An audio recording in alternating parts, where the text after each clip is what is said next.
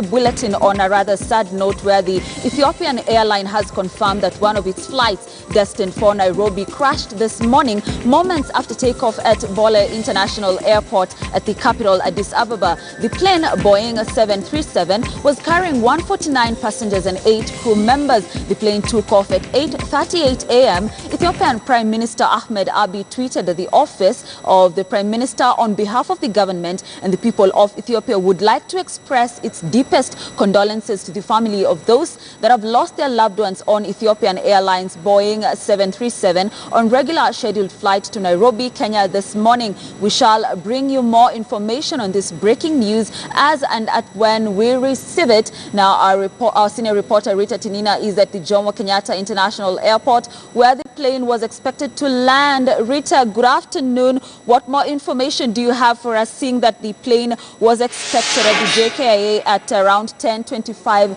this morning? What can you tell us as at now, Rita?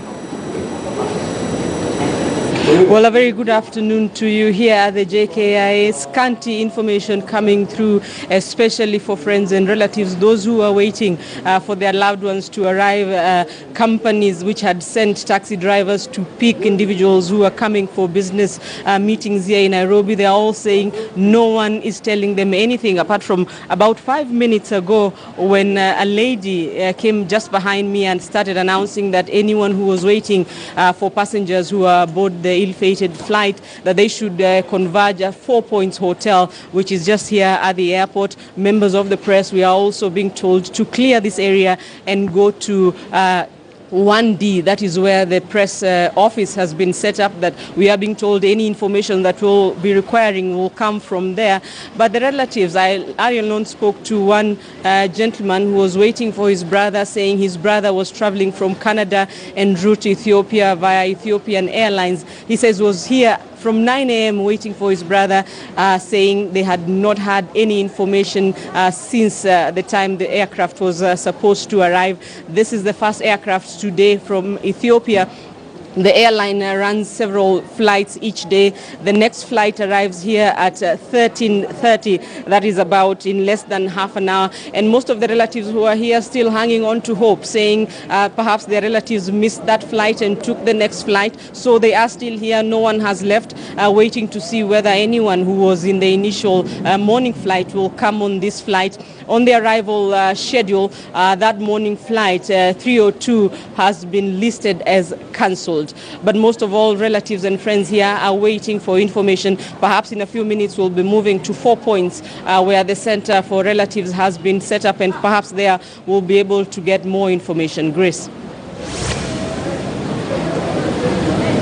Information is a bit scanty, but do we have, for instance, actual numbers of, say, survivors, the casualties? I know the Office of the Prime Minister did send a message of condolence to those that have lost their loved ones. So do we have any actual number as at now? And is there a desk that perhaps loved ones can reach to, any number, a phone number that the families of those loved ones can reach to, Rita?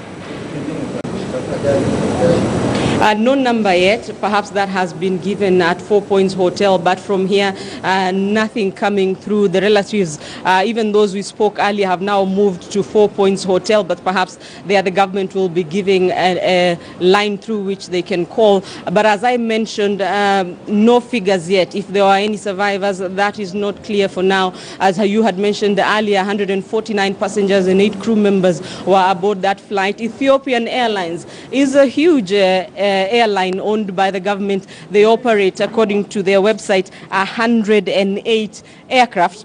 And the one that crashed this morning, the 737, is listed among the medium-range passenger services. And in that medium range, they have 27 aircraft. They also have what is listed as long-range passenger services. This include 9 Airbus A350, 3 Boeing 787, and 9 Boeing 767 aircraft. There is also cargo and non-scheduled services, including 6 Boeing 777. So this is a huge airline.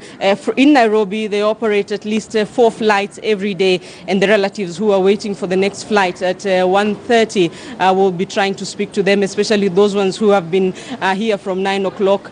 They say they are not giving up any hope, hoping that this is one of the instances you will be hoping someone missed their flight and took the next flight out of Ethiopia. Grace. Very much, Rita, for that. Of course, we'll be keeping tabs with you just to keep us updated with the latest that is happening there at the JKA. Of course, this is following the Ethiopian airline crash that took place this morning. And of course, we do understand there's a release by the Ethiopian Airlines, and they say that they'll release further information as soon as it is